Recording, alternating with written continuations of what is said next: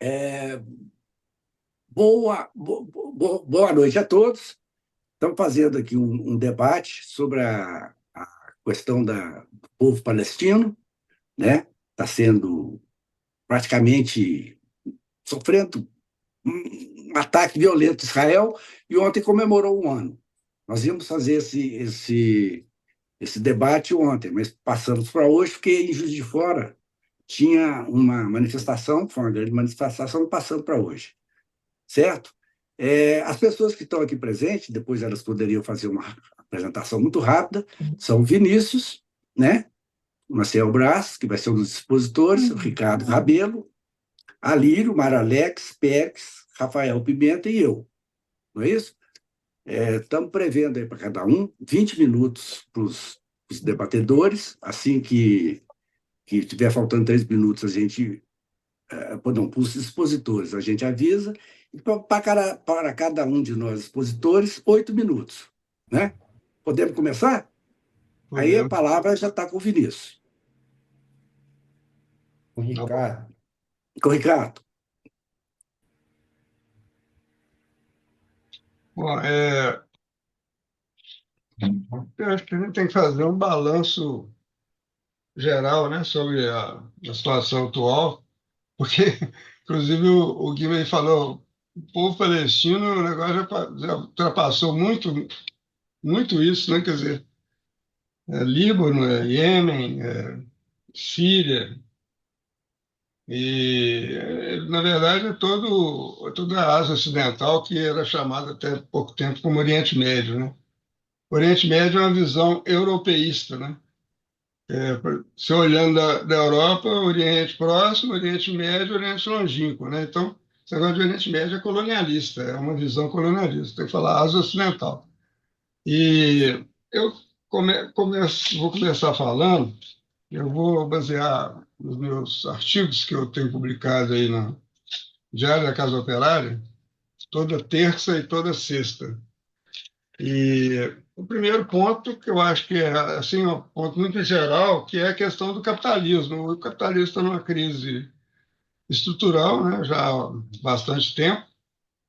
É, o, a questão do poder norte-americano, né, está em desequilíbrio, né? Você tem nessa crise o poder econômico, que é o que sustentou o imperialismo até hoje. Tá, ainda está tendo uma hegemonia, mas essa hegemonia já está sendo contestada e o funcionamento da própria economia capitalista, ela já não mais, ela não propicia mais aqueles que a gente chama dos anos dourados, né? Década de 50 do século XX, até os anos 60, por aí, é, porque a questão, por exemplo, tem fatores econômicos propriamente ditos, né? Que é relativo à questão do desempenho do capitalismo em termos de lucratividade, né? Você tem com exceção das chamadas sete magníficas, né? Que é as empresas aí das redes, né? A Alphabet, Amazon, a Apple, Meta, Microsoft, Nvidia, Tesla, etc. A Tesla não é bem só de rede, né? Tem carro também. É, o que realmente influencia o índice de ações dos Estados Unidos são essas empresas. As outras estão mais ou menos estagnadas. Quando sobe, quando tem uma valorização, como teve até agora, e que está começando a fraquejar, né? Estava previsto, inclusive, uma grande recuperação do índice de ações esse ano, e ele não aconteceu até agora, não acabou. E você tem um problema, que é a questão do, do Federal Reserve Bank, o Banco Central dos Estados Unidos. Ele finalmente baixou a taxa de juros, né? Ele não estava mantendo a taxa de juros alta, e isso estava levando é um problema de lucratividade, né? É, houve a divulgação em julho, né? Houve a divulgação das estatísticas sobre emprego nos Estados Unidos que criou um certo auê, que parecia que os Estados Unidos estavam entrando na recessão, né? Não é que realmente tem uma recessão, mas não tá também, a economia americana não está realmente, a economia americana e o capitalismo em geral, né? Não está apresentando um bom desempenho, né? É, você pegar aí a rentabilidade do setor não financeiro, né? Você tem uma lucratividade muito baixa, né? O que realmente alimenta o capitalismo hoje não é o setor produtivo, né? É o setor financeiro. O setor financeiro que faz com que você tenha ainda uma lucratividade razoável. E esse setor financeiro, como ele não é produtivo, em geral, ele se sustenta com o aumento da exploração da força de trabalho, né? Então, você está tendo atualmente um empobrecimento muito grande da classe trabalhadora, e isso não é mais como era antigamente, né? Só nos países em desenvolvimento, né? Ou subdesenvolvidos, ou emergência, o que seja. Isso atinge também os países centrais. Agora, acho que ontem ou anteontem, terminou uma greve geral dos portos, né? Dos portuários nos Estados Unidos, e conseguiram um aumento de 60% do salário. O que quer dizer que é um aumento bom, mas não quer dizer também que o salário estava muito ruim, né? Então, é, é, o movimento operário está ressurgindo nos Estados Unidos, né? Começou no setor automobilístico e agora você está tendo a greve da Boeing, também uma greve bastante. São greves meio radicais, assim, meio. Eles não são totalmente contra o sindicato, né? Mas o sindicato tinha proposto, por exemplo, para essa greve da Boeing, que tinha proposto um índice muito baixo e que o pessoal devia aceitar. E eles foram para a greve, né? Houve votação e eles resolveram ir para a greve. A mesma coisa nos portuários. Então, está tendo, ainda não é uma coisa que afete a estrutura sindical dos Estados Unidos, que é extremamente complicada, né? Mas já é algum comprometimento, né? E o problema central da economia ocidental é a questão da baixa produtividade. O crescimento médio anual do PIB per capita até 2060 está estimado em 1,7%, e geralmente as estimativas são para cima, né? Na verdade, você tem uma situação de superprodução e o capitalismo, como você tem uma situação de superprodução, ele não tem estímulo para aumentar a produção, né? Então, tende a ter uma estagnação e só esses lucros astronômicos das instituições financeiras, né? É,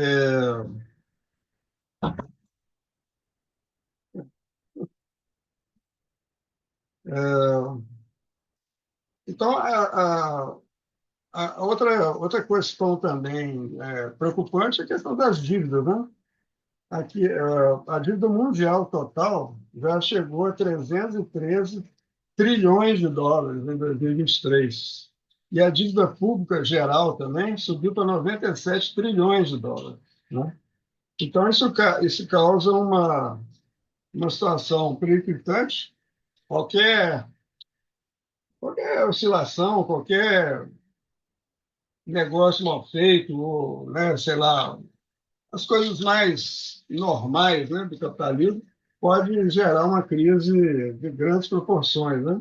Se estourar essa dívida, né? Então, só para dar um exemplo da irracionalidade do capitalismo, então, a gente pode pegar um exemplo brasileiro, a Sabesp.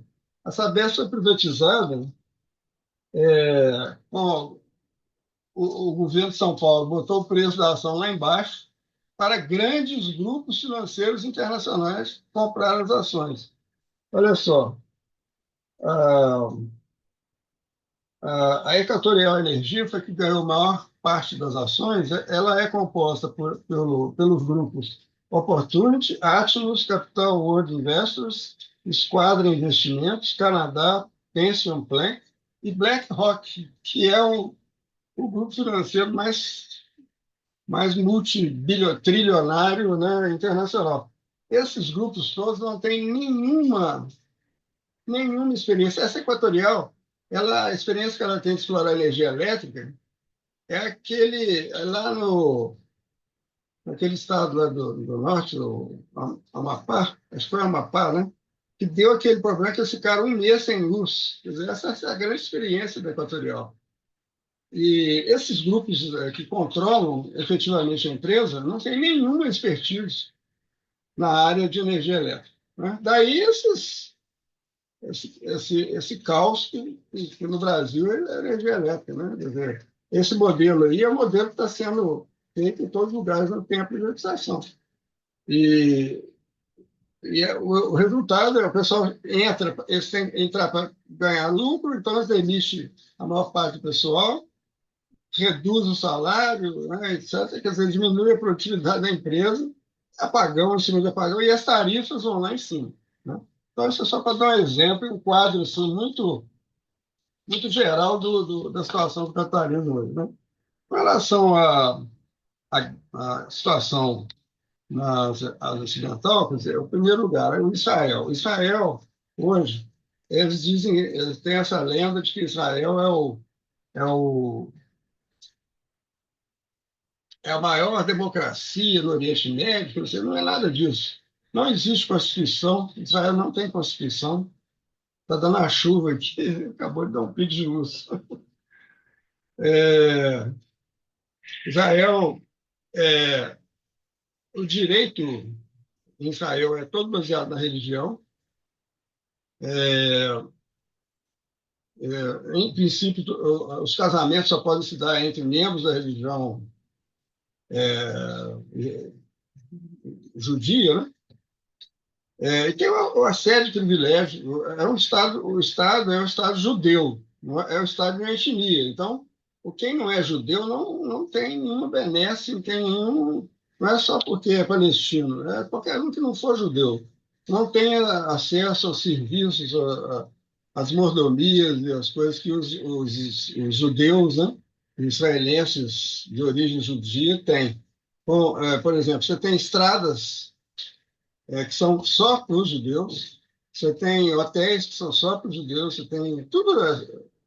É o apartheid, né? Um regime de apartheid é muito maior do que o apartheid na África do Sul, porque ele discrimina a população originária, né?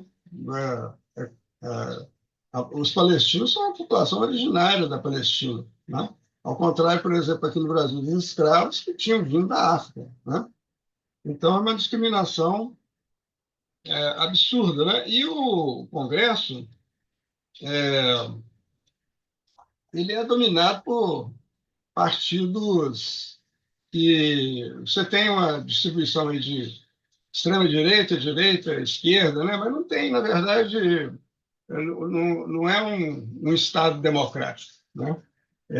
A Constituição é alterada por maioria simples e não tem muito. Não é a Constituição, são leis básicas, são chamadas leis básicas do Estado, né? Então, se você tem um Estado que nem Constituição tem, né? O Supremo lá o, o Netanyahu quase que mudou a composição toda do Supremo lá para poder beneficiar ele próprio, né? E os grupos que dominam o Estado são verdadeiros gangsters, né? Você tem o pessoal mais radical, né? Que controla, por exemplo, o ministro que controla a segurança pública é um ministro ultra radical, ele é um colono, né? Defende os colonos. Os colonos têm um exército paramilitar, né? Que domina aquela região da Cisjordânia e distribui as terras de acordo com critérios que só tem como base a questão da etnia, né? E tomam sistematicamente terras dos palestinos lá. Então, tem o exemplo lá, por exemplo, de um palestino que já mudou a vida toda. Então, eles chegam, tomam tudo, ele tem que ir para outro lugar. Aí eles falam, "Não, agora você vai para aquele lugar de lá."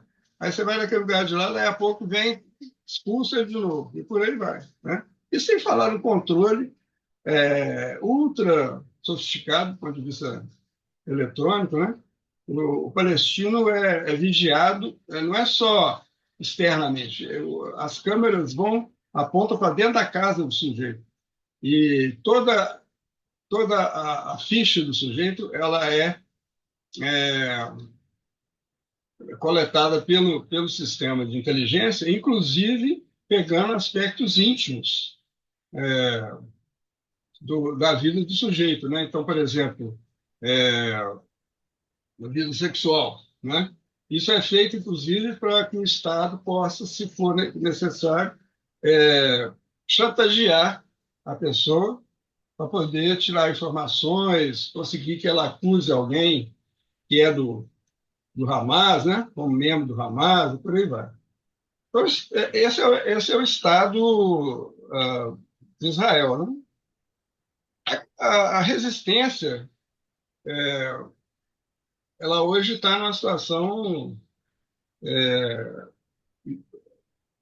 contraditória, né? Porque o genocídio destruiu totalmente a faixa de Gaza, do ponto de vista de estrutura, de tudo, né?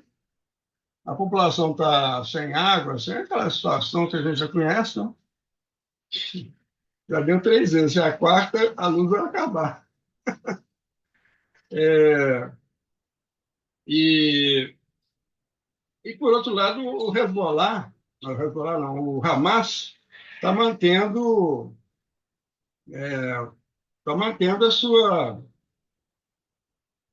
a sua estrutura, né, que não foi afetada, apesar desse morticínio todo, não foi afetada a estrutura básica do Hamas. É lógico que teve morte de combatentes e tal, né, mas, inclusive, não, por causa dos bombardeios. Né? Tanto é que morreram até reféns. Né? Mas a capacidade bélica do Hamas está preservada. Outro dia, inclusive, que saiu a notícia que eles reuniram 3.000 pessoas no norte de Gaza, onde Israel tinha falado que o Hamas tinha acabado, como novos combatentes. Eles incorporaram 3.000 novos combatentes para as forças Hamas. Então, a capacidade de ação do Hamas ela está preservada. Inclusive, é, agora eles estão desenvolvendo ações em Tel Aviv. Né? Eles invadem Tel Aviv. É um negócio meio esquisito, porque pode ser considerado, né? O pessoal vive querendo caracterizar o Hamas como terrorista, mas eles invadem, saqueiam um soldado, tomam a arma do soldado e aí começam a assassinar as pessoas, né? De preferência colonos e tal. Né? Isso é uma ação muito característica das resistências, né? Não é uma coisa assim absurda, né? A própria resistência francesa fazia isso, a resistência da Algéria, né? A luta da Algéria contra a colonização francesa, aquela ideia de que você tem que deixar o israelense não pode continuar tranquilo como ele está, né? E isso já está sendo, né? Já está acabando por conta dos próprios bombardeios do Hezbollah, do Iêmen em Tel Aviv, né? O Iêmen bombardeou o aeroporto na hora que o Netanyahu estava chegando da viagem que ele foi na ONU, né? E foi um pânico. O pânico é permanente agora em Tel Aviv. Né? Toda hora as sirenes tocam. Tal. Então, a situação econômica de Israel é muito ruim. Eles estão numa recessão brava. A guerra até agora já gastou 73 bilhões de dólares, né? Fora o dinheiro que vem dos Estados Unidos. A economia israelense não funciona mais, o turismo acabou, que era uma das atividades mais importantes. As Três empresas minutos. 3 minutos para terminar e mais dois de tolerância. As empresas estão saindo de Israel, abandonando Israel. A classificação de risco dessas agências aí, tipo Moody's, etc., estão baixando a classificação de risco. Quer dizer, o próprio capitalismo está baixando, né, as condições de investimento em Israel. Né? Então, é uma situação desesperadora, né? Uma situação caótica. Calcula-se que já cerca de 1 milhão de pessoas já deixaram Israel, porque todos os israelenses têm dupla nacionalidade. Ele preserva a nacionalidade anterior e ganha a israelense. Então, se ele quiser sair, ele pode sair a hora que quiser. E é muito bem recebido nos países que ele vai, né? Pelos próprios conterrâneos judeus, né? Nos outros países. Então, a luta da resistência está encontrando muitos problemas. A gente viu aí o problema do Hezbollah, né? Perdeu o grande líder, etc., nos bombardeios, mas está mantendo uma atividade e está avançando. O Hezbollah, por exemplo, não está deixando o exército israelense penetrar no Líbano, né? Invadiu o sul do Líbano. Eles já tentaram várias vezes. A resistência conseguiu eliminar o pessoal que estava atacando. O Iêmen tem feito um trabalho excepcional, né? Bombardeia já há muito tempo os navios que fazem comércio com Israel e agora está bombardeando também Israel, né? Então, a grande questão, a grande encruzilhada, né, da resistência é a questão de maior apoio, né? Agora o Irã deve entrar na guerra, né? Aquela ação dele foi muito importante. Parece que conseguiu destruir 20 caças desses que bombardeiam Gaza, Líbano, etc. Parece que Israel tem 50. Então, quer dizer, mais 20 já é alguma coisa. Diz que é quase 200 milhões de dólares cada avião desse. Então, é um prejuízo financeiro e de logística militar, né? Então, a situação não é tão favorável assim como parece a Israel, né? É uma situação muito complicada e a resistência agora está funcionando unificadamente, está como um eixo, então avançou, né? Agora, o problema é que as grandes potências, né, que poderiam ter algum papel nisso, principalmente a China é o segundo maior parceiro comercial de Israel depois dos Estados Unidos, né? Tem uma colaboração muito grande, é um volume muito grande de exportações, importações. Ele comercia também cibersegurança com Israel, que é um negócio muito estranho. A China, se parasse de fazer simplesmente cortar as relações comerciais com Israel, né, seria um, seria um Ricardo, 1 minuto. Mais dois, então. seria Mais um dois. colapso de Israel, né? E ela não faz isso, né?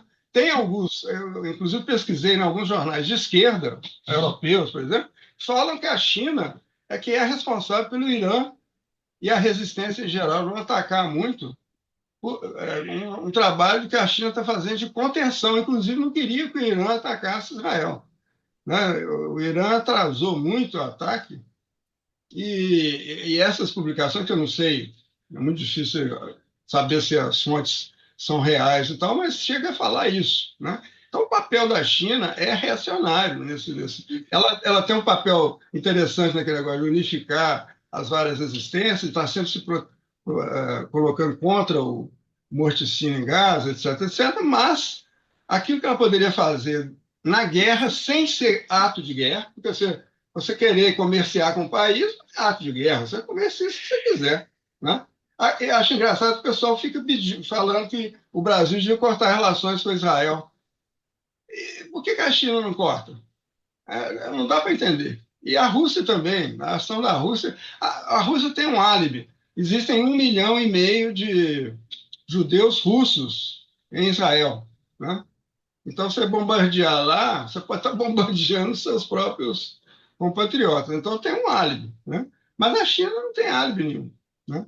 Então, o quadro que eu acho é esse. A gente está tende a ficar muito insatisfeito com a ação da resistência, do eixo da resistência e tal, mas é preciso entender essas contradições, né?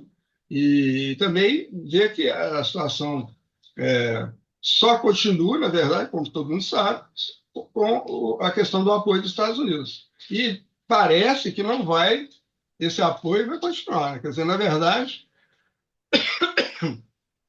é o imperialismo, né? São os Estados Unidos que estão comandando isso, né? Aquela história de que é o Netanyahu que está querendo fugir da justiça é tudo bobagem, né?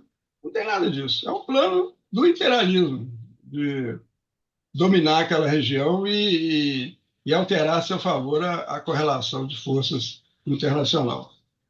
É Tudo isso, bem, então. cara. Aqui, gente, alguém poderia controlar o tempo, que o relógio parou. Tá? Agora, o Vinícius. 20 minutos, Vinícius. Vocês me ouvem bem? Tá, tudo bem. Eu falei Tá. 24 minutos. Eu marquei aqui. Boa noite, pessoal. Eu queria saudar todos os companheiros que estão aqui presentes, movidos por um sentimento de solidariedade em relação ao povo palestino, ao povo libanês, ao povo árabe como um todo, né, que vem sendo vítima desses ataques do sionismo, do imperialismo. Queria, em particular, prestar minhas solidariedades a grande comunidade de palestinos e libaneses que temos aqui no Brasil, né?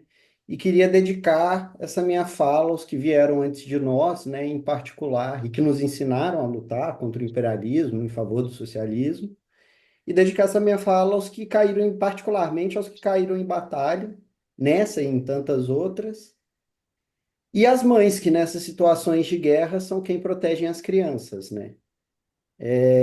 Eu vou começar, mais ou menos de onde o Ricardo parou, né? Que é afirmando que essa guerra ela não começa nem termina com Netanyahu, que ela é uma política de Estado de Israel, financiada e apoiada pelos Estados Unidos, né? E que se manifesta na forma de várias leis que configuram um caso de apartheid. O Ricardo citou algumas, né? Podemos citar a lei do retorno, né, que nega o direito aos palestinos que foram expulsos daquela região de retornarem às suas casas, mas garante o direito a qualquer judeu no mundo a retornar, né, para que eles consideram ser a terra prometida. Existem uma série de leis que legalizam confiscos de terra, a ocupação da Cisjordânia e o cerco a Gaza, eles têm um amparo legal, né, em Israel. O Ricardo citou as leis que restringem os casamentos, principalmente para as pessoas palestinas, e a gente tem uma discriminação total, tocada pela SDF, né, as Forças Armadas de Israel e as forças policiais contra o povo palestino. O que a gente observa, na verdade, é que Israel nega de forma sistemática todos os direitos sociais, o acesso a todos os direitos sociais e os direitos humanos à população palestina. E que esse ataque, né, essa campanha de genocídio e essa violação dos direitos do povo palestino, o direito à autodeterminação, o direito à liberdade, o direito à liberdade, ele não começa agora, mas ele começa, na verdade, na década de 40 e vai se radicalizar, em particular, a partir de 47, né, o ano de fundação do Estado de Israel, apoiado amplamente pelos impérios anglo-saxões e também pela burocracia stalinista. É a partir desse momento que os palestinos começam a ser expulsos sistematicamente de suas terras, né? Isso vai criar todo o imbróglio e fruto desses conflitos. A gente vai ver surgir diversas guerras, algumas iniciadas por Israel, outras reações, né, à política genocida que o Estado sionista de Israel toca contra o povo palestino. Só para citar algumas, a gente pode citar a Guerra de 48, a Guerra dos Seis Dias, no qual Israel ocupou o Sinai, as colinas de Golã, a faixa de Gaza e também a Cisjordânia, a Guerra do Yom Kippur, na qual o Egito consegue reconquistar o Sinai, né? As guerras do Líbano, as intifadas, né? Os levantes palestinos contra a ocupação e contra a opressão sionista. E mais recentemente a gente pode citar particularmente o conflito de Gaza de 2008, de 2014 e 2021. E agora a gente está presenciando um novo acirramento do conflito, né? Que não é só um conflito restrito ali entre palestinos e israelenses, mas é um conflito regional e no qual existe a interferência de vários atores globais, de vários países imperialistas, né? E fruto desses conflitos, da opressão constante, do bombardeio, né, do bloqueio que impede alimentos e medicamentos de chegarem em Gaza, foi que o Hamas organizou a chamada Operação Dilúvio al-Aqsa, né? Que foi uma operação militar extremamente bem sucedida, tocada pelas forças palestinas, que conseguiram, por algumas horas, ocupar parte do território palestino ocupado por Israel, né?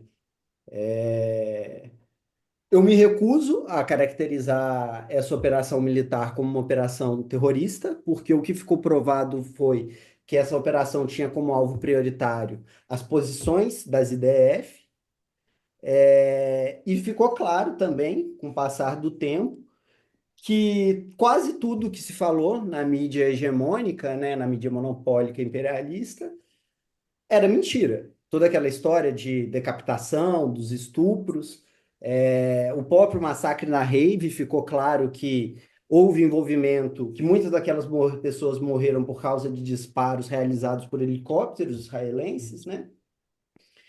E o que isso foi, na verdade, foi uma operação militar tocada por um grupo de resistência que luta há anos, há décadas, contra uma violência colonial brutal, né? E aí aqui eu acho importante a gente fazer essa diferenciação e é importante a gente caracterizar os atos de Israel, esse sim, como terrorismo de Estado, né? Uma violência completamente injustificável, né, que leva milhares de pessoas à morte e que condena a maioria dos palestinos a uma vida de pobreza e miséria. Em resposta a esse ataque, o Israel, apoiada pelo imperialismo norte-americano, começou uma campanha genocida de bombardeio sistemático de toda a faixa de Gaza, reduziram a totalidade da faixa de Gaza a pó, criando uma crise humanitária gigantesca, piorando uma situação que já era extremamente crítica, né, condenando praticamente a totalidade da população palestina a enfrentar a fome, a enfrentar a escassez de medicamentos, a escassez de água, né? Então, o que a gente vê, como eu disse no começo, é que Israel nega de forma sistemática, através dos seus ataques, através dos seus bombardeios, todos os direitos sociais e direitos humanos ao povo palestino. E é apoiada pelos Estados Unidos, porque Israel, no final das contas, não é nada além do que uma base dos Estados Unidos no meio do Oriente Médio, né? Que, que fundamentalmente funciona para projetar poder militar na região, para garantir os interesses imperialistas e para garantir, né, a hegemonia norte-americana no Oriente Médio, que é a base do petrodólar. Então, no final das contas, não tem como falar de petrodólar sem falar de Israel, né?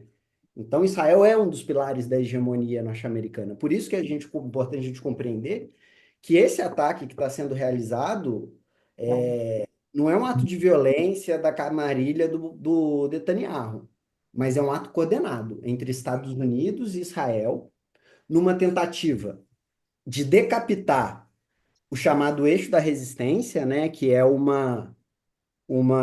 guarda-chuva de milícias e forças políticas com caráter anti-imperialista, que se uniram forças e começaram a atuar de forma coordenada contra o imperialismo e contra o sionismo. E a tentativa do. O que fica claro, gente, é que a Operação Dilúvio ao Axis, ela desnudou o monstro sionista e os imperialistas. Porque o Hamas e seus braços armados, praticamente sem acesso a equipamento militar nenhum, conseguiu fazer uma operação bem sucedida, conseguiu entrar em profundidade em território israelense, no território ocupado, impôs uma humilhação gigantesca ao Estado de Israel, mostrando que se o eixo da resistência fizer uma operação militar coordenada contra Israel, Israel não tem como se defender. E que se isso acontecer, Tel Aviv pode ficar em ruínas, assim como Gaza está hoje, assim como eles estão querendo fazer com o Líbano. É, Como resposta ao massacre em Gaza, a campanha genocida, ao ataque sistemático à infraestrutura civil de Gaza, aos hospitais, às estradas, iniciou-se, então, uma campanha militar de retaliação tocada pelo eixo da resistência contra Israel. E aqui é importante a gente citar, né, alguns desses atores, né, os Houthis e Iemenitas têm feito uma série de ataques a Israel e contra navios que levam armamentos, energia, alimentos, que passam. Alguém conta o tempo aí, tá? Alguém está contando o tempo? Eu estou caminhando, eu não vou demorar muito não, pai. 10 minutos. Milícias iraquianas, financiadas e apoiadas pelas forças Quds, que têm realizado os ataques também contra Israel. O Hezbollah, né, partido político libanês, que tem um braço armado muito poderoso, que conta com um arsenal de mísseis muito grande, um efetivo muito grande, e também um arsenal dos chamados ATGMs, né, os mísseis antitanque, que podem desferir duros golpes contra as forças armadas de Israel. Israel e os Estados Unidos, vendo que seus inimigos estão cada vez mais organizados, mais articulados, estão se sentindo ameaçados e querem criar um grande conflito regional na região, com o envolvimento dos Estados Unidos, querem criar uma escalada que leve a isso, para gerarem uma guerra que leve, no limite, a uma mudança de regime no Irã. Caso o eixo da resistência retalie de forma dura, como tem retaliado, isso pode escalar para um grande conflito regional. Caso isso não aconteça, Israel, que tem meios de inteligência e que conseguiu se infiltrar nessas organizações adversárias, muito possivelmente, se não for dissuadida militarmente, vai, no decorrer do tempo, conseguir decapitar seus adversários. Já fizeram isso com o Líbano, mataram boa parte da inteligência, da burocracia do Hezbollah, conseguiram matar boa parte da burocracia do alto comando do Hamas, e eles têm, vocês não precisam ter dúvida, como alvo a alta burocracia e a liderança política e religiosa do Irã, né? E agora, nesse contexto de escalada do conflito tocada por Israel e pelo imperialismo norte-americano, a gente vê o sionismo, a máquina de guerra israelense, tentar fazer com que eles fizeram em Gaza exatamente a mesma coisa que eles fizeram no Líbano. E eu acho que uma coisa que ficou clara, que a única forma de barrar a máquina de guerra sionista é através da fórmula iemenita. É fazendo os israelenses sentir na carne. De um lado, cabe ao eixo da resistência retaliar a cada crime de guerra cometido por Israel, e cabe aos países e aos governos verdadeiramente comprometidos com a causa palestina tocar um bloqueio militar, econômico e diplomático contra Israel. Porque ficou claro que uma condenação meramente diplomática, retórica, aos crimes do sionismo não vão parar Netanyahu, não vão parar o Estado sionista, que nem reconhece a ONU, que fique claro. E nesse sentido, a gente tem que exigir, como brasileiro, como socialistas, como internacionalistas, que o governo Lula rompa essas relações com o Estado de Israel, que rompa a cooperação militar, que rompa os acordos comerciais, que inicie um bloqueio diplomático, uma ofensiva diplomática contra Israel. E nesse sentido, é importante também que o governo mude sua posição em relação à Venezuela e à Nicarágua. Porque as forças que pedem as atas na Venezuela, as forças que tentam uma mudança de regime na Nicarágua, são as mesmas forças imperiais que tocam o massacre em Gaza.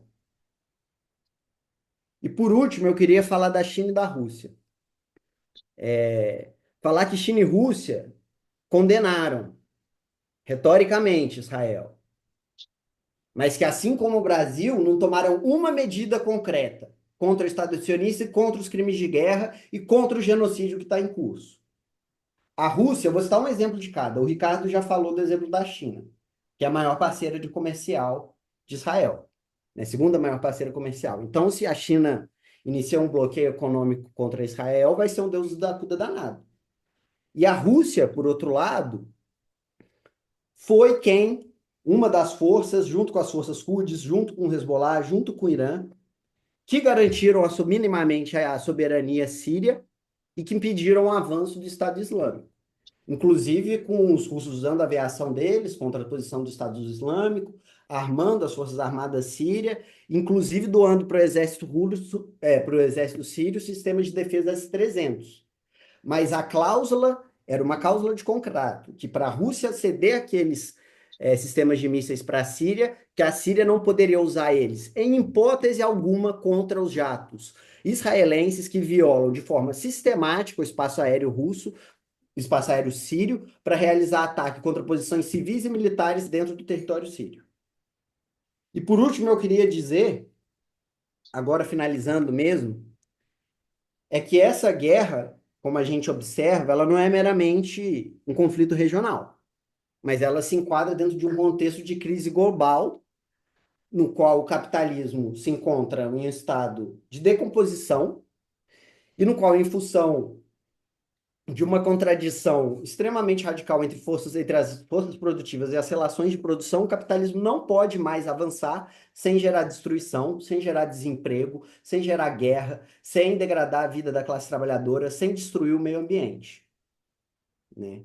E é nesse contexto que a gente está vendo a crise da hegemonia norte-americana, a crise da hegemonia política, a crise da hegemonia financeira, econômica e militar, né? A gente está vendo das ruínas do mundo unipolar, da hegemonia unilateral norte-americana, que surgiu com o fim da União Soviética, surgiu um novo mundo multipolar, né? Marcado pela ascensão de várias potências regionais, sendo talvez o BRICS o caso mais paradigmático. Mas que fique claro, camaradas, o fim do mundo unipolar, ele abre uma série de oportunidades para os revolucionários do mundo, mas ele não acaba com as contradições próprias do capitalismo. E que, portanto, um mundo sem guerra, sem imperialismo, sem a disputa, né, dos estados nacionais por mercados, por recursos, por força de trabalho, então a gente só vai conseguir viver efetivamente em paz e um mundo livre de guerra e imperialismo quando o valor for superado. O mundo multipolar não é o fim do capitalismo. A China, em função do seu poderio econômico e financeiro, tende a se constituir, assim como os Estados Unidos, como a maior potência imperialista do mundo. Um imperialismo qualitativamente diferente, você pode argumentar, mas mesmo assim, ainda um imperialismo, né? Porque o que caracteriza o imperialismo é o controle financeiro da produção e do excedente, e a China caminha para galgar essa posição na divisão internacional do trabalho. E agora, finalizando mesmo, portanto, o momento de nós que somos socialistas, nesse contexto de crise definitiva do capital, colocar a revolução na ordem do dia, né? E em relação à Palestina, eu acho que está mais do que claro que, de um lado, a gente tem o movimento de resistência que bravamente luta contra uma violência colonial de décadas, e de outro a gente tem um Estado fascista que está colocando em prática um genocídio contra o povo palestino e agora que se expande contra a totalidade da população árabe e persa, né? Por isso eu queria aqui terminar dizendo basta ao imperialismo, viva o povo palestino e viva o socialismo. Minha fala é essa, camaradas. Eu passo aí. Muito bom, Vinícius. 17 minutos. Quanto que foi? Você 17. quer mais 3 minutos. Pode usar, mais 3 minutos. Não, não, é isso mesmo. Eu posso fazer um comentário aqui. É dizer o seguinte, fazer até uma autocrítica.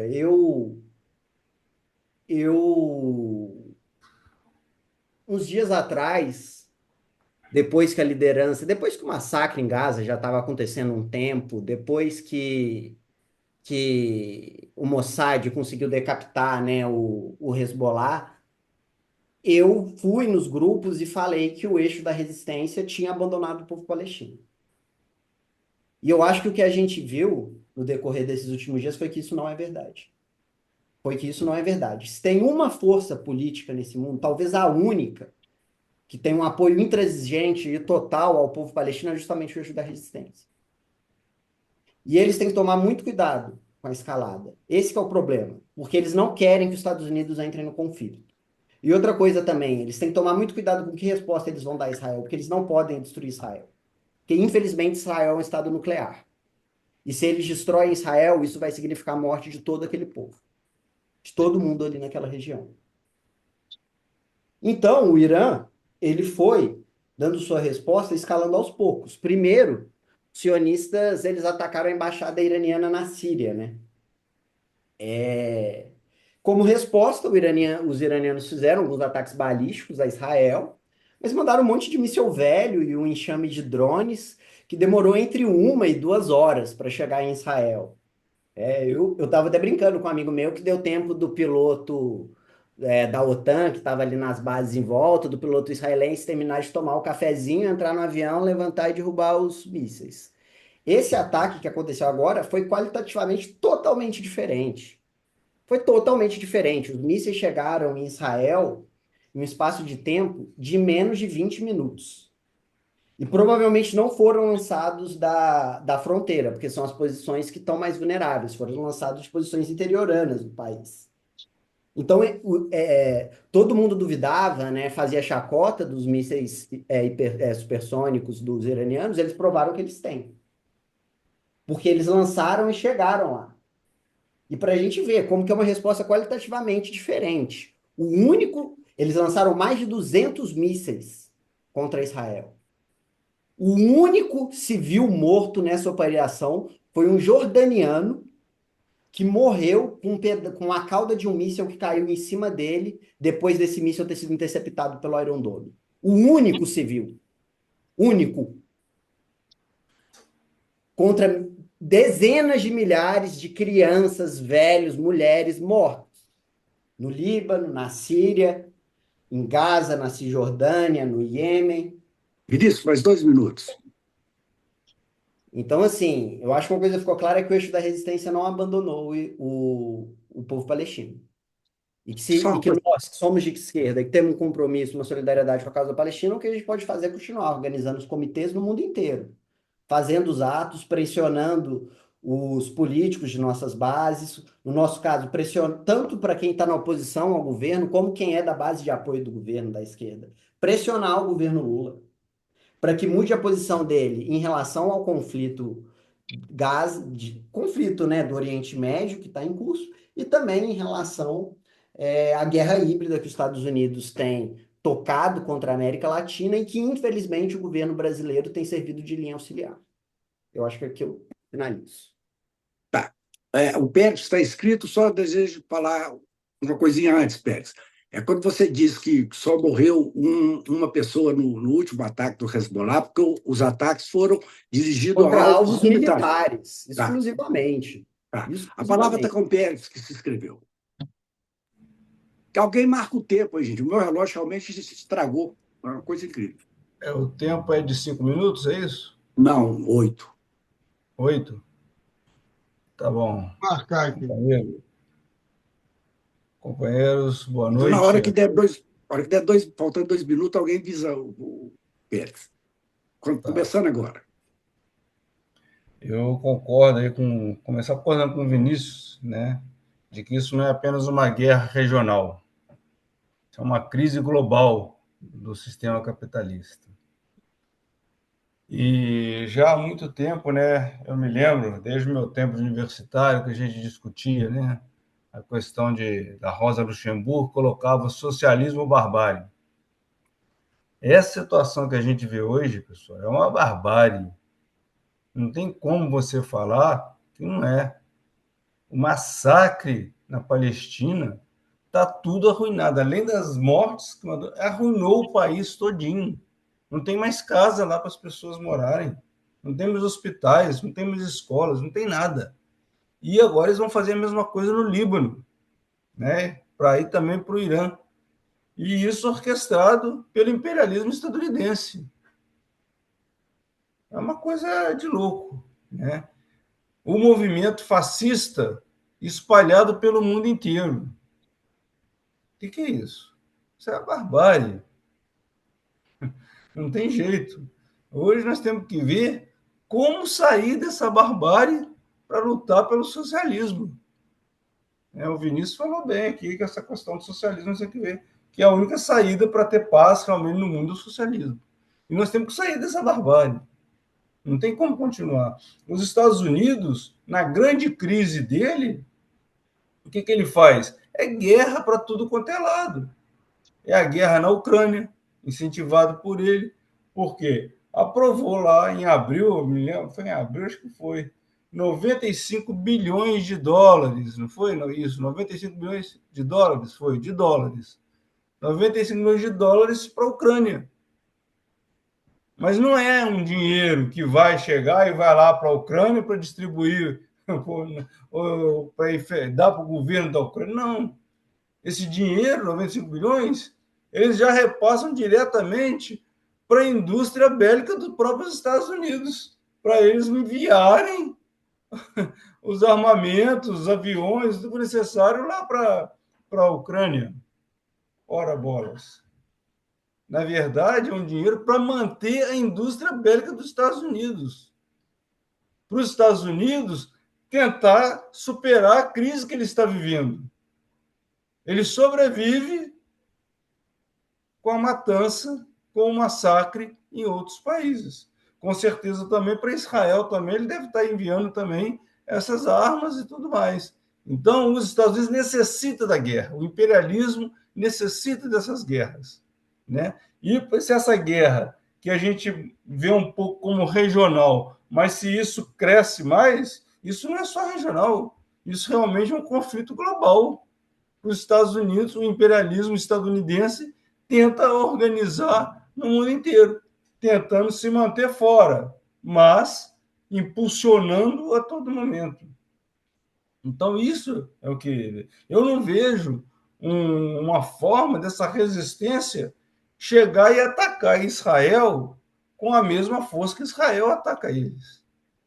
Tanto é que o próprio Vinícius falou aqui que foram decapitadas, né, as lideranças aí desses movimentos de resistência foram atacadas. E esses movimentos são mutilados de suas lideranças. É claro que ele se mantém. Mantém até pela raiva que ele provoca nos próprios povos. Você pensa bem, um palestino na situação dessa que está lá, que vê a sua família toda, a raiva dele, eu entro por Hamas. Se é para morrer de fome, de vergonha, né, de medo e de bala, então eu vou morrer lutando, pô.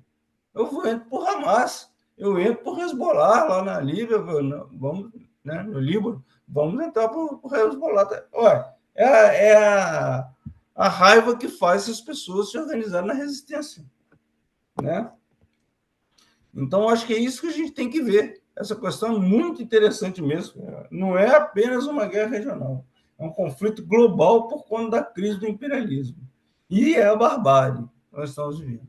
Como sair da barbárie? Como fazer a revolução dentro dessa situação que a gente começa a discutir? É isso que a gente tem que começar a discutir e começar, né, dentro dos estudos aí que são feitos, ver o que trabalha, pelo menos no Brasil, né? A questão do Brasil, a questão do governo Lula, que não rompe com Israel,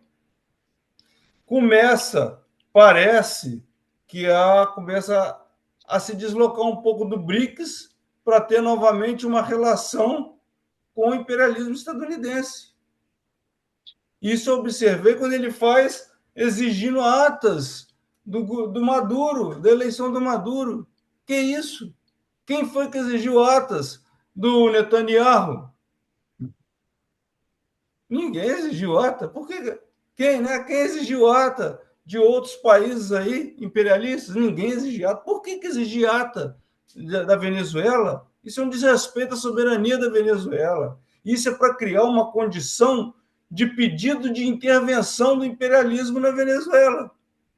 Só que os Estados Unidos não vai botar o dedo dele direto lá na Venezuela. Ele vai indicar um país da América Latina para fazer isso. Bom, quem está pedindo as atas até agora, está indo para si, que levantou essa bandeira, foi o Brasil. Será o Brasil o país da vez para fazer um papel de enclave aqui na América Latina, enclave estadunidense, para começar a querer invadir outro país? Não é possível que o Lula vai chegar a esse ponto. Mas também não podemos duvidar. A política imperialista é muito forte e o Lula começa a fazer esse deslocamento em direção ao imperialismo estadunidense. Por isso a gente tem que estar na rua exatamente pedindo para que Lula rompa com Israel e exigindo que Lula também reconheça o governo de Maduro, o governo eleito, reconheça a soberania da Venezuela. Eu acho que nós temos que começar a fazer toda essa discussão, porque realmente eu vejo esse perigo acontecendo aqui na América Latina.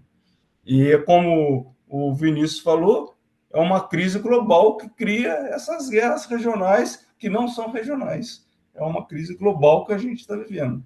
E pode vir aqui para o Brasil também, o Brasil entrar nessa de, sabe, como se diz, de contrabando, né? Entrando nessa. O governo Lula não pode entrar nisso. A gente tem que exigir. E o povo na rua, no mundo inteiro, né, é que pode mudar essa situação. Tanto é que os imperialismos bretão, né, alemão, já se coloca contra o povo, né? Já se coloca aquilo como ilegal e faz repressão a esses movimentos nesses países. Então, nós temos que ir para as ruas também, porque derrotar militarmente o imperialismo estadunidense é uma coisa muito difícil, quase que impossível, porque são muito fortes. Agora, derrotar politicamente e economicamente é possível. Isso se faz com o povo na rua. É uma luta política que nós temos que fazer e temos que acompanhar os movimentos que tem no mundo em defesa da Palestina, contra a guerra, e nós temos que nos colocar nessa posição também, numa forma de atacar o imperialismo, de enfraquecer politicamente e economicamente o imperialismo. 8 minutos. Eu esqueci de avisar 3 minutos. Terminei. Terminou no tempo. Quem agora quer se inscrever para falar? Quer falar, Mário?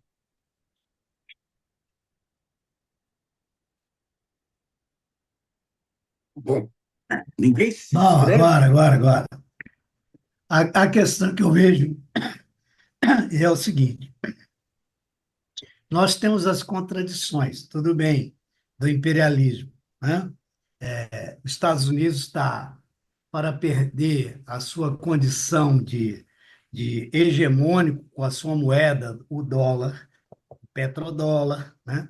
Mas a China também caminha com a rota da seda em fazer o yuan, né, se tornar essa moeda alternativa, ou o BRICS construir a sua própria moeda com base em quê? Em reservas de ouro, em uma cesta de recursos naturais de cada país. Como é que vai ser essa moeda do BRICS, né? Com base em ouro? Será que é por isso que a China e a Rússia estão comprando tanto ouro, né? Pô, não, então nós estamos num movimento em que está deslocando o imperialismo anglo-saxão para uma outra rota, né?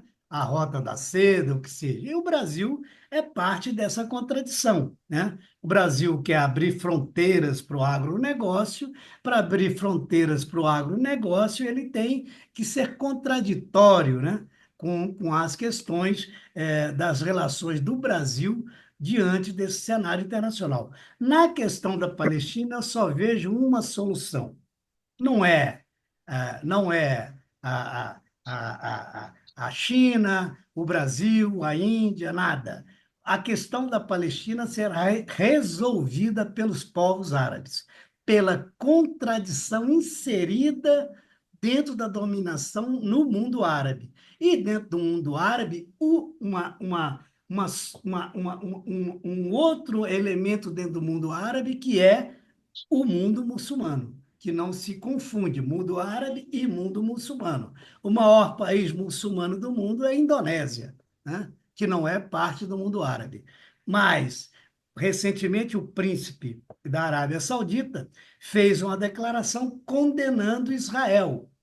Por que que ele faz essa declaração condenando Israel? Apesar de não intervir no conflito, ele tem que fazer essa declaração, porque nós sabemos que todo aquele mundo árabe é constituído, tá certo, de oligarquias familiares. Né? Os sauditas, a família Saúde, na Arábia Saudita, é uma oligarquia que a qualquer momento pode sofrer uma primavera árabe invertida, uma primavera árabe não promovida pelo imperialismo, mas pela sua própria base social. Isso tem que ser levado em conta. E, né, a Arábia Saudita, né, Iraque, né, todas aqueles estados constituídos de toda uma débil organização tribal, né, que estabelece o poder nesses países, né? Então, a solução virá por essa contradição, por essa contradição. É lógico que o imperialismo faz toda uma questão, né, entre sunitas, xiitas, radicais e não radicais, colaboracionistas e não colaboracionistas, mas é nesse mundo árabe, nessa Ásia, né, que é chamada, não do Oriente Médio, próximo e tal, como disse o Rabelo, essa Ásia ela está numa contradição até de sobrevivência. Né? O BRICS se apresenta como uma solução de continuidade em relação ao imperialismo, uma salvaguarda para a Turquia, que quer entrar nos BRICS, mas quer ter os F-35 norte-americanos, né? Tem toda essa contradição. O Brasil, que quer ser um porta-voz de soberania no cenário mundial, mas que quer ser subserviente a esse cenário mundial, são contradições. Cada país vai ter a sua contradição para se inserir no cenário mundial, seja a favor dessa ou daquela solução de continuidade, mas com as suas contradições que o nacionalismo, que foi exacerbado nesse último período, né, leva a cada país querer intervir no cenário mundial, mas dentro do seu nacionalismo, da sua cultura de expansão, de afirmação. Né? É, é, é, é, e essa é a contradição do governo Lula. Ele quer estar inserido no cenário mundial, mas tem uma contradição com o BRICS, quer se inserir no cenário mundial, mas tem uma contradição com o acordo de livre comércio com a Europa. Ele quer se inserir nesse mercado mundial, mas ele não pode soltar o verbo com relação a Israel. Então, eu acho que a solução virá dos próprios povos árabes. Né? Porque essa é uma contradição de existência humana, de barbárie, como os colegas estão falando. Né? A barbárie, né, está constituída naquela região. Naquela região. Né? Falar, por exemplo, que a guerra da Ucrânia favorece a indústria bélica norte-americana, que é uma salvaguarda da economia norte-americana. Pois bem, a indústria bélica russa é totalmente estatal? Nós estamos falando do Estado Soviético ou nós estamos falando da Rússia pós-Estado Soviético e que toda a economia russa, a indústria de petróleo, gás, armamento, escambau, foi parar na mão de oligarquias oriundas da burocracia do Estado Soviético? Então, a indústria soviética também não é santa, a indústria bélica soviética também Dois não é minutos. santa. Né? Então, nós temos que ver essa contradição. Né? O imperialismo ele tem hoje ele não é que ele vai mudar, ele vai ter uma solução de continuidade.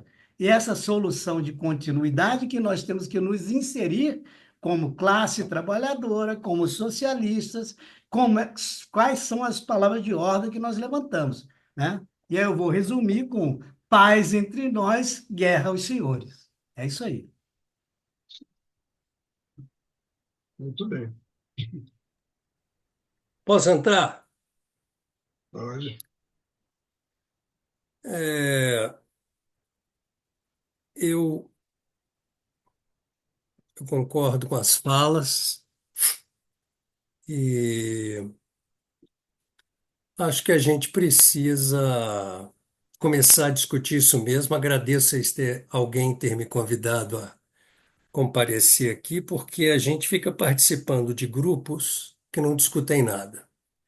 Ficam uns chutando a canela dos outros e ninguém se dispõe a uma discussão mais aprofundada sobre questões como essas que a gente está conversando aqui.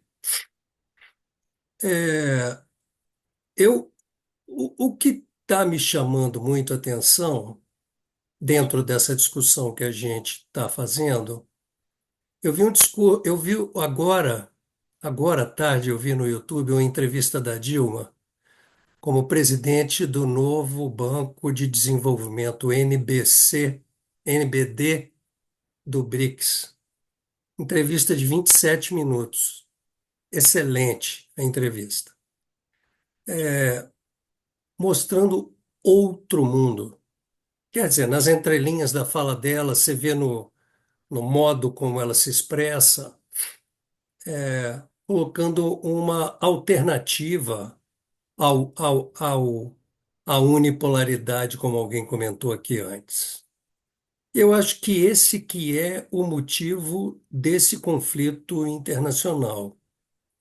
Ele pode não estar posto claramente, pode ter se iniciado no 7 de outubro, hoje é 9, no 7 de outubro do ano passado, pela iniciativa do povo de Gaza, concordo com Vinícius, que foi é uma escaramuça de uma tentativa que eles querem adotar há mais de 40 anos e muito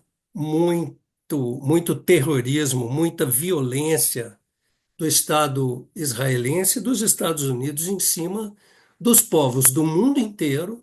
A América Latina sempre viveu essa mesma pressão, que agora está lá na Ásia, na Ásia Ocidental. Gostei demais da colocação. Vou passar a falar assim e dizer para as pessoas isso de agora para frente. Nesse momento a discussão está ali e eu fui falar ontem no ato e falei de Gaza, que Israel destruiu Gaza, destruiu a Cisjordânia, quer destruir agora o Líbano, já atacou o Irã. Aí o líder muçulmano falou: esquecemos da Síria, esquecemos do Iraque.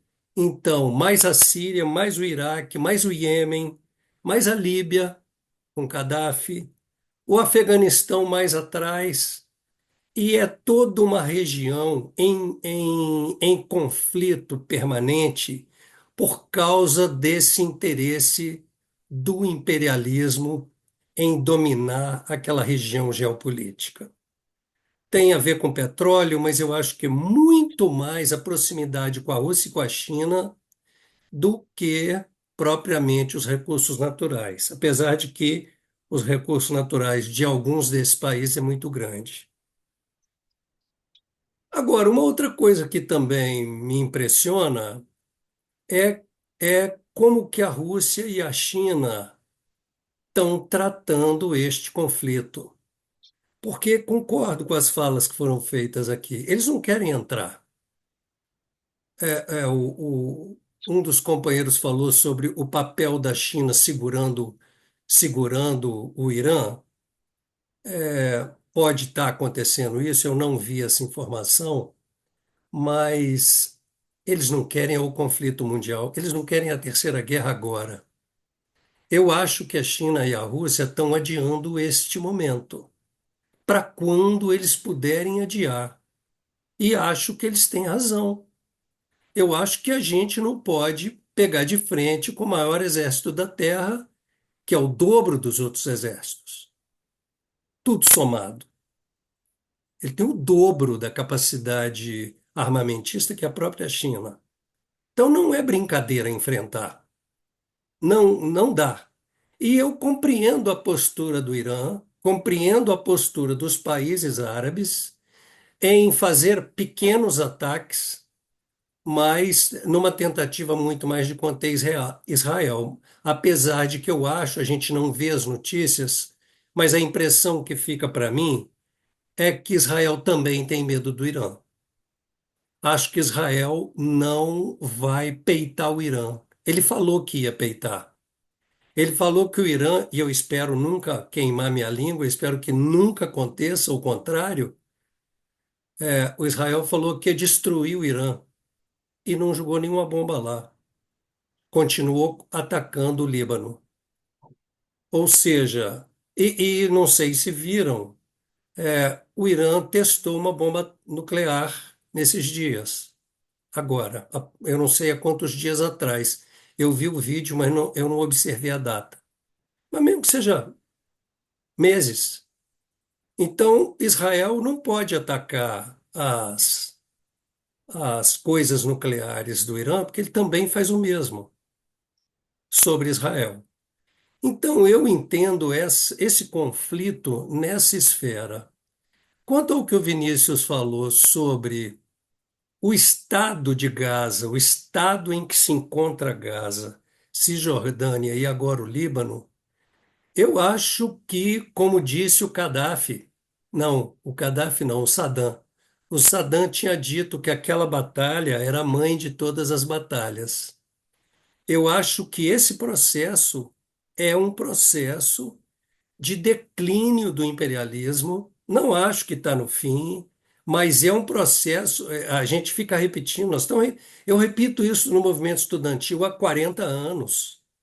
Não é disso que se trata, mas que há um declínio dos Estados Unidos e há um ascenso da China. Isso é concreto, é evidente, está colocado claramente para a ONU, para a sociedade mundial. E eu acho que a gente tem que escolher o lado que a gente quer militar. Bom, é, é, quanto a nós aqui do bate-papo, eu acho que eu falei isso com o Péricles semana passada. Disse para ele, pô, nós precisamos começar a militar. Acho que a gente precisa começar a reunir com as pessoas. Acho que a gente tem que reunir com 3, depois com 4, igual a gente fez na redemocratização do Brasil. Aliás, antes. Igual a gente fez na década de 70, debaixo do Médici.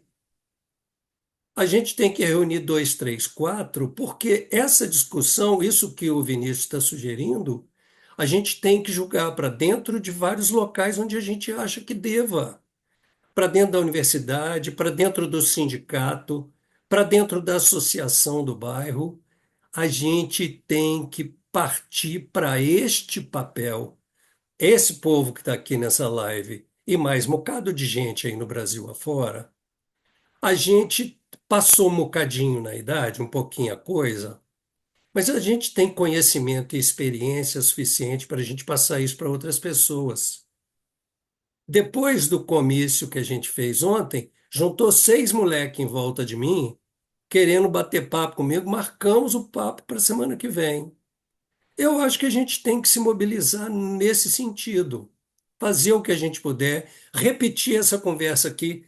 Nossa, peguei um monte de coisa que vocês falaram, coisas importantes que eu achei aqui, que eu achei importantes, porque a gente tem que sustentar a Bolívia, a gente tem que sustentar a Venezuela. Cuba agora pediu inscrição no BRICS.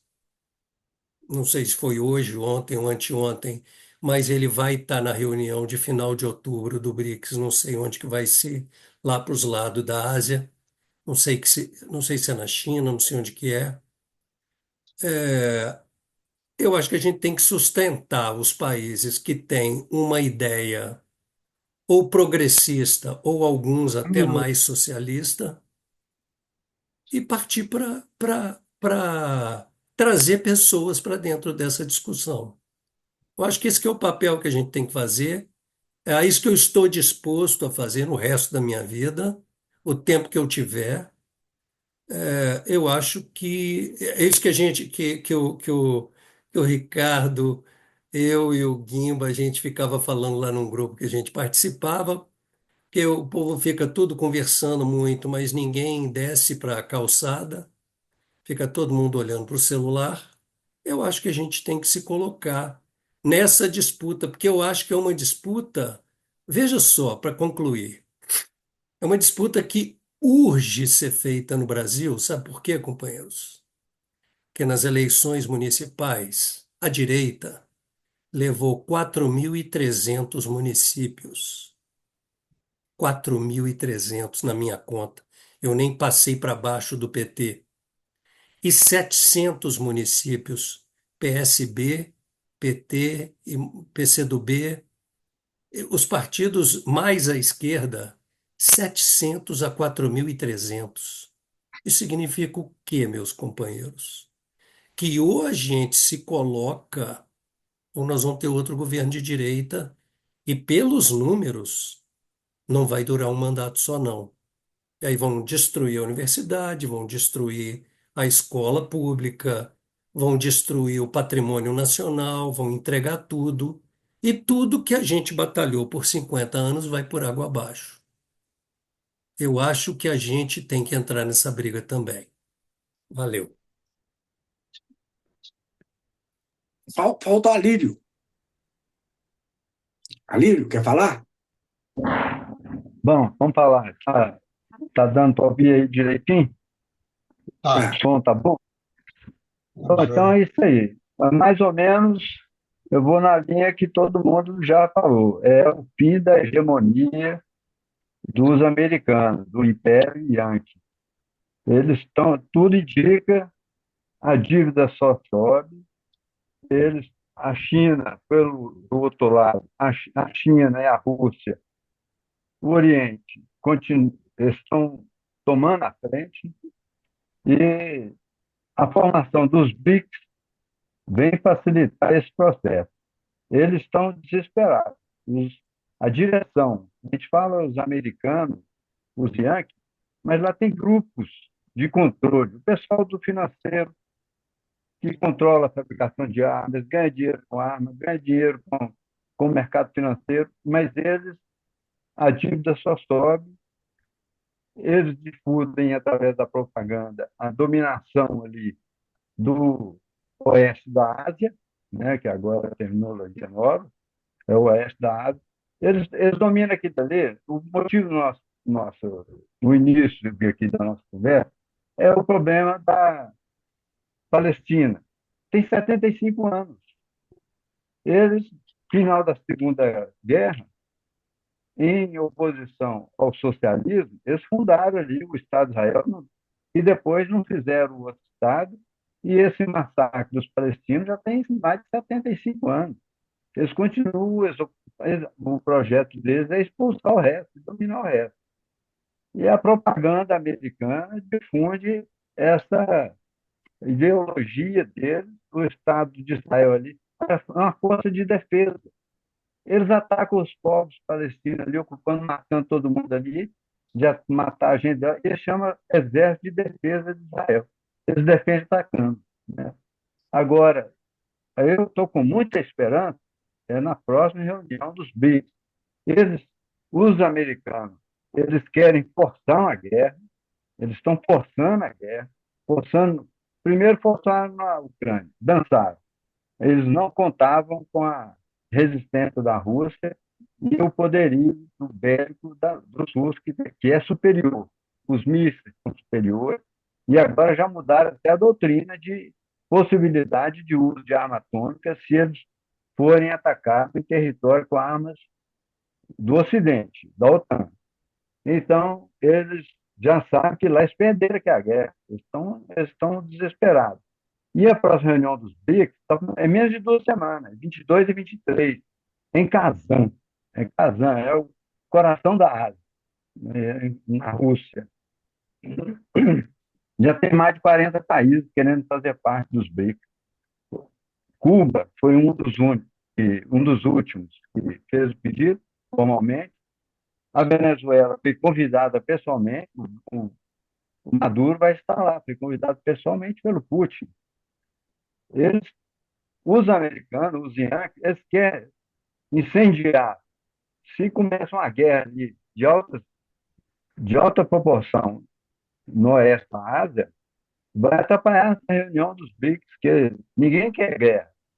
O Lula fica no meio de campo danado aí, mas é mais dominado. Os Estados Unidos apoiaram a atual direção lá, o Biden, apoiou, por causa do Trump, apoiou o Lula. Mas o Brasil está lá, está nesse meio de campo, fazendo meio de campo contra a Venezuela e tal. Parece que está dando uma satisfação a essa elite americana. Mas a reunião dos BRICS é moeda única. Eu vi um pedaço da entrevista que o colega falou aí da Dilma. É um problema muito complexo, que é uma moeda única, uma moeda nova. Mas o que vai acontecer se cria uma moeda nova? A Rússia e a China já comercializam, e a Índia também. A Rússia, a China, o Irã, eles já comercializam as próprias moedas. O dólar cada vez mais para fora, sendo escanteado. E o que vai acontecer se tiver cada vez maior o uso de outra moeda e o excesso de dólar? Os Estados Unidos estão com 35 trilhões de dívidas. O que ele vai fazer com esse tanto de papel? Eles vão comprar. Quem tem muito, o pessoal que tem muito, eles ganham dinheiro especulando. É ativo. Tem 100 trilhões de ativos e 700 trilhões rodando em moeda escritural. Eles vão correr tudo para comprar ativo. Vai ficar cada um, ninguém vai querer ficar comigo. Mas isso aí não é uma questão de uma hora para outra. A gente torce para acontecer amanhã. Essa quebradeira em tudo lá, ele se puder, eu torço para acontecer isso aí imediatamente. Mas é um processo histórico. Isso é demorado. Tem 75 anos de domínio do oeste da Ásia, mas eles estão perdendo esse domínio. A Europa, você vê de França, Inglaterra, eles estão perdendo, eles viraram subalternos dos americanos ali. Os armamentos todos, eles estão ultrapassados. Eles vão perder essa hegemonia. A China, se fizer novo imperialismo, como se diz, o imperialismo chinês, a ideologia deles é outra. Eles nunca foram imperialistas, nunca foram de. Eles estão chegando na Ásia, eles perdoam as dívidas, fazem investimento, compra e vende. Eles querem matéria-prima. É lógico, eles querem petróleo, eles querem energia. Eles estão comprando do Irã. E os Estados Unidos eles querem atacar o Irã porque é o elo mais fácil. Para eles, ali dos estão ali da Ásia Central, é mais fácil para eles atacar o Irã do que atacar a Rússia e atacar a China. Mas eles não vão desistir. Eles querem provocar guerra. O negócio deles é provocar guerra. Eles não vão cair sozinhos. Pelo que a gente já viu várias opiniões, os impérios não vai agora não, os americanos não vão falar. Não, agora é a China que está dominando mesmo. Tá. Eles vão resistir o tempo todo. Vai ter que eles vão cair com a revolução interna, que lá está muita pobreza, eles estão passando apertados internamente. O dinheiro deles cada vez desvalorizando mais. Então, assim, eles vivem muito de propaganda, eles dominam os meios de comunicação, é tudo deles. Você não vê nada contra, e pelo contrário, é tudo defendendo o Estado de Israel, é tudo minimizando as atrocidades que eles praticam diariamente. E os meios de comunicação, eles dominam na Europa, a imprensa OTAN, e os brasileiros aqui, é toda a mesma coisa. Todos os meios de comunicação aqui repercute a propaganda Yankee. Defende os valores do capitalismo. Eles propagam diariamente o comunismo. A direita ganhou a eleição aqui, é o quê? É contra o comunismo. Eles têm muita propaganda, muito dinheiro. Então, a esquerda tem que se articular, saber usar a rede social, que é tudo americano. As redes, aliás, tem o TikTok aí, que é chinês, mas tem que seguir os padrões americanos. As redes são todas deles. Esse tal de Elon Musk aí, ó, está usando satélite aqui, até o exército aí está usando satélite dele aí. As redes são todas baseadas em território americano. O dinheiro, o capital, é tudo de lá. Mas Os BRICS, a minha esperança é essa. Os BRICS, com essa próxima reunião aí, que é dia 22 e 23, deve expandir, deve entrar outros países que já foram, eram 5, agora são 10, e já tem 40 querendo fazer parte, e na medida que vai conseguindo articular o comércio entre os próprios países em moeda diferente do dólar, o dólar vai ficando para escanteio. Cada país, isso aí, eu não sei o que vai acontecer, mas eu tenho a impressão de que eles querem provocar o que já chamaram aí de grande reset, parar com tudo para recomeçar tudo de novo. Então, se tiver uma grande guerra disso aí, o pessoal que tem muito dinheiro pega esse papelada que eles têm aí, cooperativo para tudo quanto é lado, e os pobres coitados que ficam por último que vai dançar, né? Isso aí deve ser um processo. Eu tô com a impressão que está cada vez mais acelerado. Quantas vezes nos últimos anos que a gente não já vê lá a necessidade do governo americano pedir autorização do Congresso para aumentar a dívida? Eles estão aumentando a dívida. Quantas vezes nos últimos anos eles já fizeram isso? Acho Tempo que já nesse ano já aumentou, encerrado. Eu esqueci de Fechar. né? Então, estou satisfeito. Isso aí é minha contribuição. Estou à disposição aí da continuar com vocês aí. Beleza. Sobrou eu, né, Ricardo? À disposição da plenária, né? À disposição da Fernanda para perguntas. Aqui, agora sou eu, não é isso? Isso, Bom, agora eu sei. primeiro é o seguinte, a gente andou conversando antes desse debate e não fazer uma live muito longa. A gente imaginava 1h20, não é isso? E parece que é mais ou menos isso que está acontecendo, não é? Na verdade, acho que nós conseguimos primeiro esse objetivo. Lembrando que as outras lives que a gente fez, né, a da Ucrânia, da guerra da Ucrânia, a do imperialismo na América Latina e a primeira sobre a questão palestina, quando começou a guerra, né, foram muito longas, bem mais longas, mas mesmo assim foram, né, Ricardo, elas tiveram boa audiência, né? Tiveram boa audiência, sendo que nós somos um grupo restrito, né? Não temos o apoio de nenhum partido, né?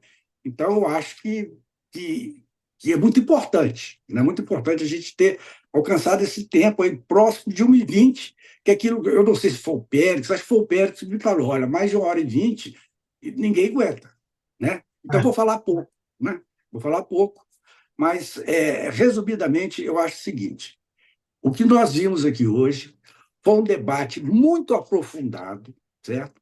Um debate que mostra a complexidade, né, da situação, né, ali da guerra do Estado de Israel genocida, que tem que se dizer claramente, não é isso? Patrocinado pelo imperialismo norte-americano contra os palestinos e agora contra todo o mundo árabe, não é isso? A reação do mundo árabe, inesperada, não é isso? Quando começou esse conflito, o pessoal achava que os palestinos não resistiriam nem 6 dias, tem 1 ano, não é isso?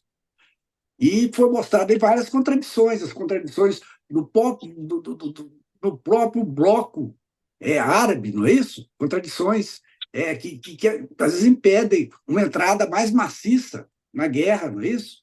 Mostra aí também apoios que eram esperados, que mesmo que não fosse do ponto de vista militar, fosse do ponto de vista econômico, da Rússia, da China, né? Não estão acontecendo. Não é isso? Houve análise que começou com o Ricardo, mostrando claramente, não é isso? E é importante, a gente tem que estudar a economia, não é isso? O Ricardo mostrou a crise, né, americana, gastou grande parte do tempo dele, mostrando que os Estados Unidos está vivendo aquele momento em que as forças produtivas já não crescem, ou se cresce de maneira perversa. Ou seja, hoje o empresário norte-americano ele vive de especular na bolsa e de aplicar no supérfluo. Não é isso? E aí vem a contradição com a China, não é isso? Onde a economia é regulada pelo Estado, embora seja um capitalismo. Não é isso? foi levantada nas várias questões, não é isso? Eu acho fundamental a importância, essa questão do BRICS tem que ser pensada, né? Embora essa adesão, adesão em massa ao BRICS também pode significar que o BRICS pode ser não ter aquele sentido de contraponto aos Estados Unidos que a gente esperava. Não é isso? Porque é muito contraditório o BRICS também. Ao mesmo tempo que a Cuba está pedindo para entrar, tem países capitalistas pedindo para entrar, não é isso? Então é muito complexo. Eu acho que esse debate mostrou a complexidade, mostrou que a crise realmente mostrou duas coisas: a crise do capitalismo, não é isso? Em escala mundial, não é isso? Mostrou que a saída do capitalismo tem sido produzir o supérfluo, não é isso? E fazer a guerra, fazer a guerra, fazer a guerra, não é isso? E eu acho que foi um debate, eu não tenho muito a acrescentar, a não ser dizer o seguinte: a palavra de ordem de Rosa Luxemburgo, né? Socialismo ou barbárie, está na ordem do dia. E pode parecer que soe de uma maneira assim um pouco exagerada, mas está na hora de colocar a questão do socialismo na ordem do dia, certo? Porque não adianta mais reforma. Ou a esquerda assume, de vez por todas, que o capitalismo já esgotou, não é isso? Já esgotou, que ele agora só produz guerra, destruição, certo? Miséria, e que a única saída é o outro modo de produção, e esse outro modo de produção é o socialismo, que deve ser uma construção, não é isso? Feita através das experiências que houveram na União Soviética, na China, o que acontece em Cuba, na Venezuela, não é isso? Então, nós estamos aí numa situação. E eu queria ressaltar algumas coisas aqui, estou ressaltando a fala do Pimenta, não é isso? Embora às vezes a gente seja um grupo, nós não somos um grupo orgânico, mas cada um de nós pode começar a atuar. Inclusive, nós podemos aperfeiçoar esse grupo, podemos crescer esse grupo, não é isso? O Ricardo tem a ideia de fazer um canal, não é isso? Um canal. Essa questão do BRICS está sendo tão importante aí, levantada pelo Arílio, e muito valorizada pelo Arílio e pelo Pimenta, não é isso? Pode ser até o nosso próprio debate, não é isso? Ou antes ou depois.